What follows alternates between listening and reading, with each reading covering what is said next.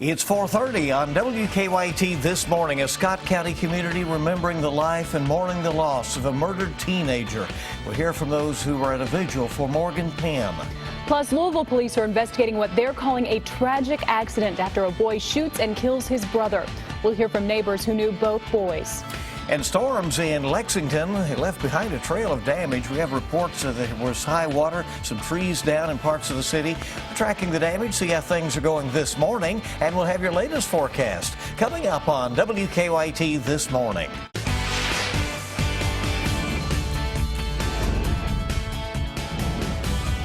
This is WKYT This Morning. Good morning, and it's so good to have you on WKYT. We certainly hope you enjoyed your weekend. I'm Bill Bryant. And I'm Andrea Walker. Well, yesterday brought a bunch of storms, and we're still going to see the heat and humidity from last week return today. That looks to be the deal. You know, summer continues a while longer. Meteorologist Jim Caldwell is in this week for Micah. Good morning. And good morning to you. And you're right, we're going to have more heat, humidity show up today, probably into the day tomorrow. It's still pretty warm out there right now, as a matter of fact. 71 here in Lexington and more upper 60s, low 70s throughout the rest of the Commonwealth. We did track quite a few showers and storms yesterday with packing quite a punch in some locations, but now you notice everything is nice and quiet here on this Monday morning. Right now, 71 out of the airport. We go through the daytime hours today. We will possibly track a few showers and storms during probably the peak heating of the day today. Highs around 90. Heat index values could again be in the upper 90s. But we have a change in the trend this week. Some cooler air will try to return. We will track it coming up for you in just a few minutes. It's bound to happen. We're heading to September later in the week, so here we go. In the news on this Monday morning, a Scott County community is remembering the life and mourning the loss of a teenager. 15-year-old Morgan Penn died early yesterday morning. Troopers say she was sleeping over at a home on Stamping Ground when bullets fired outside the house struck and killed her. Michael Davidson is charged with her murder. WKYT's Caitlin Sintner takes us inside last night's vigil. We just started high school. It's kind of rough. I didn't really make a lot of new friends. One friend Lily Southworth could count on was Morgan Penn. She told me things and I told her things about what I'd gone through. The 15-year-old now gone after police say she was murdered. My mom told me yesterday, like, I had just woken up, kind of stared at her. I didn't understand. All day yesterday I just kind of talked to some friends and tried to understand what was going on, and then I got like 3 hours of sleep. I can't sleep. I feel like I'm gonna puke every time I eat. The Stamping Ground community packed a church Sunday evening, many with questions they may never find answers to. There were tears shed, but among the tears, Southworth was able to laugh, remembering a good time with her pal. One time we were in our social studies class, and the teachers had like this buffet going on, and so she was like, "Lily, you get the soup, I'll get the chicken." And I just really hope she is. I hope she's with God. I hope she's eating the best fried chicken she can ever find. I just hope she's happy.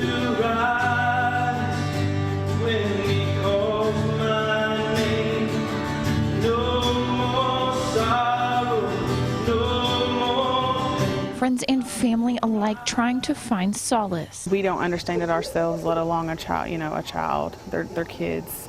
For them to try to understand and cope with something like this is obviously very hard. Just the amount of people that have came out here and shown their support, it truly amazes me. In closing, pastors asked everyone to remember the good times. And ask God to bring you comfort. Remember the good times. Remember her smile. Remember her laugh. In Scott County, Caitlin Sintner, WKYT. A visitation is scheduled for Wednesday. Funeral services are Thursday morning at Tucker, Yoakum, and Wilson Funeral Home. We've learned the identity of the man killed in a wreck on Interstate 75 in Madison County. Troopers say David McDowell from Louisville was riding a motorcycle involved in a chain reaction crash near mile marker 87. Troopers say McDowell was heading south with another rider when they came upon some slowing traffic. McDowell hit the back of a car. Troopers were working at least 2 other crashes in the area. They think traffic slowed down because of those crashes. No other injuries were reported. State police say one of the drivers told them it was raining when the wreck happened. Lots of delays there around Richmond yesterday on that one. In parts of northern Kentucky and Cincinnati saw some very high waters after a round of rain. The area got about 3 to 5 inches of rain. Some viewers sent us some photos of submerged cars. Interstate 71 shut down for about an hour because of the high water. Duke Energy reports nearly 12,000 customers were without power last night. And storms here in Lexington left behind a trail of damage. We had reports of high water and trees down on Lexington's north side. And WKYT's has a report now on one of the hardest hit areas, and that's in Masterson Station. We was driving and it was like, rain was like, you couldn't even see the road, like we had to pull over. Alexia Wilson says heavy rain caused problems for drivers near Masterson Station. It was big hail hitting the car. I almost felt like it was going to break the window. She says they pulled into a neighborhood just off Citation Boulevard, but the problems didn't stop there. Could barely get through here to where they blocking it off right there. Lexington police say they blocked off the area because the heavy rain left standing water. Some people rerouted their trip while others sped right on through. I almost wanted to go around, but we just came on through because we saw the cars make it through. Most storm damage we saw was north and northwest of downtown Lexington, though WKYT weather watchers reported 30 to 40 mile-per-hour winds and small amounts of hail across the bluegrass. In Lexington, Sabir Rayford, WKYT. And South Florida is bracing for possible flooding. The system that could bring a tropical storm to the area is threatening the region with heavy rain. The storm could hit the same Miami area, struggling to contain the Zika virus. Health leaders there confirm 42 people have contracted Zika from local mosquitoes. Those mosquitoes can breed in very tiny amounts of water. Health leaders want to make sure that pooling water from floods does not turn into a widespread breeding ground for mosquitoes. Property owners face a $1,000 fine for not getting rid of pools of standing water. Investigators in Russell County are looking into the death of a Louisville man. The Russell County coroner and the State Department of Fish and Wildlife are conducting the investigation. The coroner says a 64-year-old man fell into the water at the Lake Coverland State dock yesterday and hit a boat propeller. He died at the lake. We do not know the name of the victim. Louisville police are investigating what they're calling a tragic accident. They say a boy shot and killed his 12-year-old brother at their home in the Penway neighborhood. Police haven't released any details about what led up to the shooting. Neighbors were emotional hearing about the incident. Nice kid. It was a nice kid. All of her children. Yes, ma'am. No, ma'am. Hi, Miss Sandy. Yeah. And the mother, she worked all the time. She was a good mom. Heartbreaking. Louisville's homicide unit is trying to figure out how the boy got the gun. Right now, no charges have been filed. An autopsy is scheduled for today. The two nuns murdered in Mississippi last week were remembered during a wake. Mourners paid their respects at St. Thomas Church in Lexington, Mississippi. Police found Sister Paula Merrill and Sister Margaret Held earlier last week dead in the home that they'd shared in Durant, Mississippi.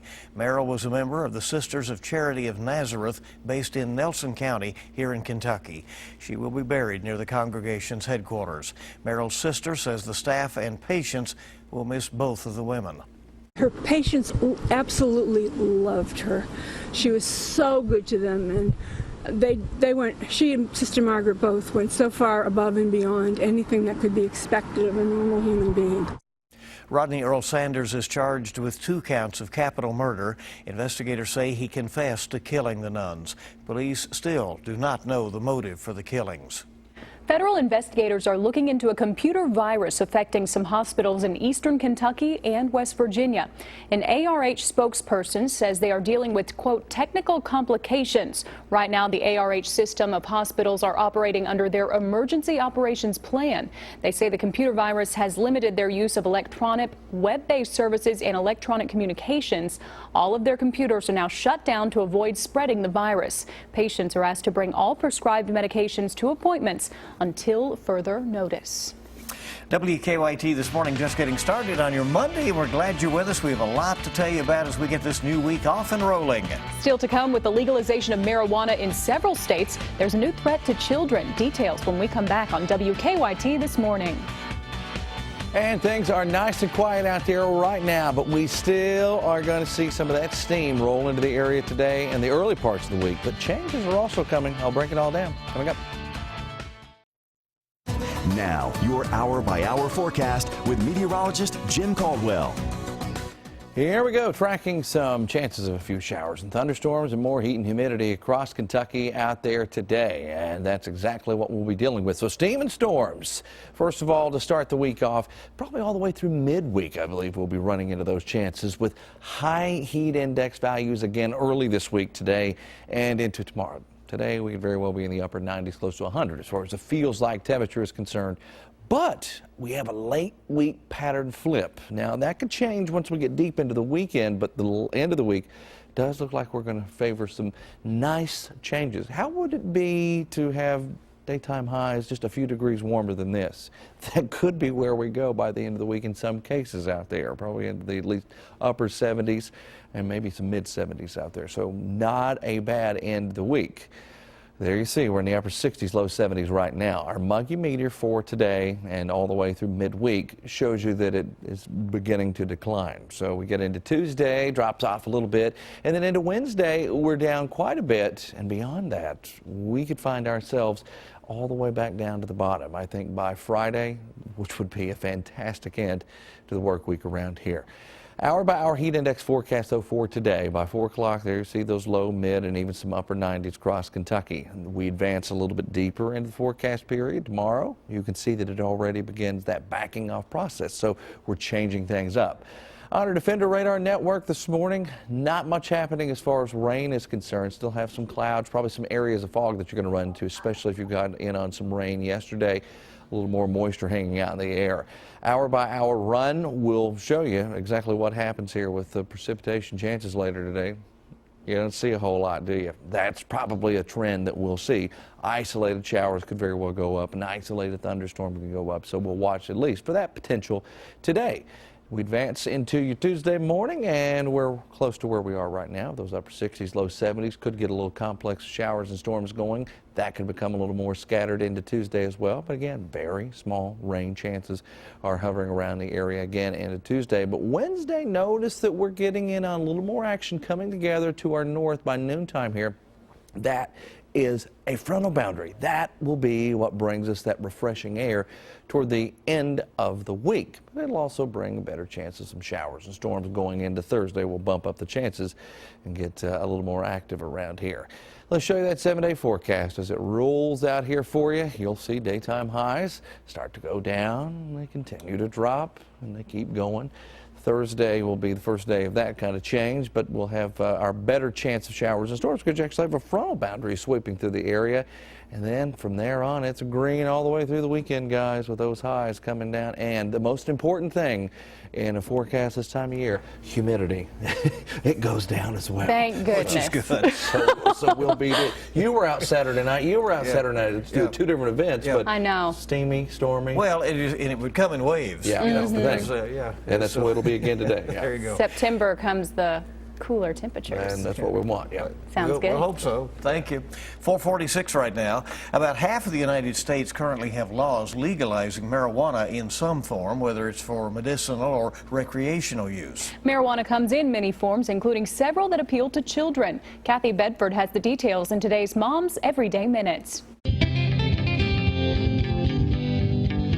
Parents, there's a new danger you need to be aware of that is sending children to emergency rooms across the country.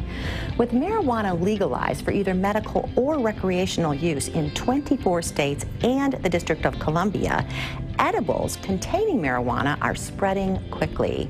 The edibles are available in all kinds of forms that appeal to children, like gummy candies, lollipops, cookies, and brownies. Children who accidentally ingest the pot-laced treats can experience nausea, vomiting, disorientation, and anxiety. Young children are at a higher risk because of their size and weight, and there have not been any reported deaths, but poison control centers have received 4,000 calls based on kids and teens exposed to marijuana. If you think your child has been exposed to anything that could poison them, call Poison Control at 1-800-222-1222.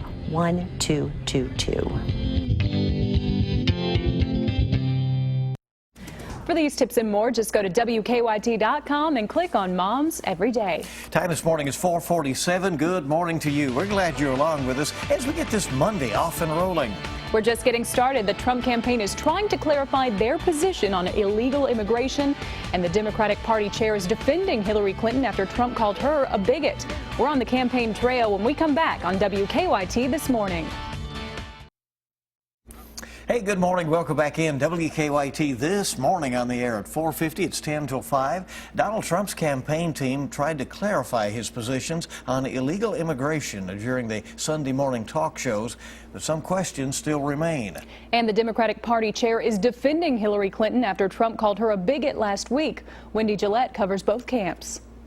Donald Trump's campaign manager told John Dickerson on CBS's Face the Nation the Republican presidential nominee has immigrants. First, there is still no amnesty. Secondly, he's building that wall. That has been the centerpiece of his candidacy and his immigration vision from the beginning, and it has not changed 1 inch. What has seemingly changed is Trump's position on what will happen to an estimated 11 million undocumented immigrants currently living in the U.S. Trump's original plan, laid out in November, called for a deportation force to help send them out of the country.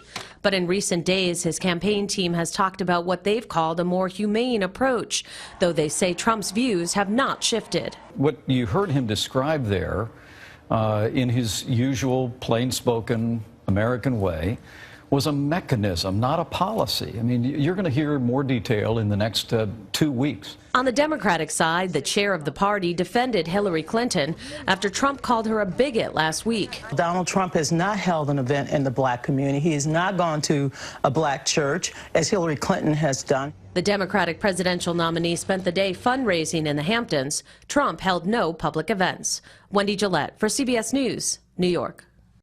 Clinton will continue fundraising in New York. Trump also has a campaign event scheduled this week in New York as well. After years of work, the first commercial flight will be flying out of a western Kentucky airport today. Airport staff, TSA agents, and builders prepared for the flights this weekend at the Bowling Green, Warren County Regional Airport. They're teaming up with Contour Airlines and offering flights to Atlanta and to Destin, Florida. The first commercial flight will take off to Atlanta at 1:15 this afternoon. All right, now attention all Jordan Smith fans out there, you are in luck. The Voice winner and Kentucky native is releasing new tour dates. Smith tweeted that he's added more stops in his Something Beautiful tour. One of his stops will bring him back to the Bluegrass. Smith will be in Louisville at the Brown Theater on October 25th. Tickets are already available for the concert. Prices start at just $25. All right, a stop in his home state. He's so good. He sure is. He's no so doubt about good. that. Great voice. Yeah. Coming up next, we'll have a look at some of the stories we're working on for you this morning. And we'll have another look at your Monday morning forecast when we come back.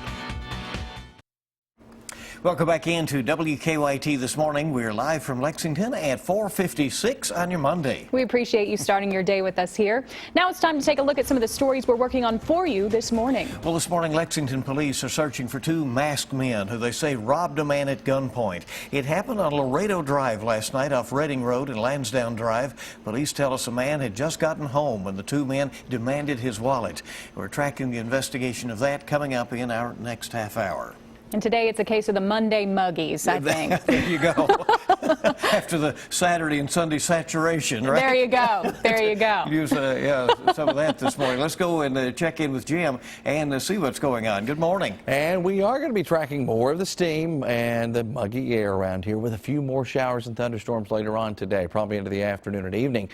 Right now, upper 60s, low 70s, some areas of fog trying to filter in because we had all that rain in spots yesterday. Not everybody gets in on it, but when it comes, just like it did yesterday, it can be really heavy at times, and we had even a severe thunderstorm here in Lexington yesterday. We'll look to the afternoon and evening hours today. We get to around 90 degrees for a high there. You see one of the isolated showers trying to actually go up, and then we progress through the rest of the evening. Things quieten down quite a bit out there. We appreciate you being along with us here on WKYT this morning. We've got a whole lot more coming up.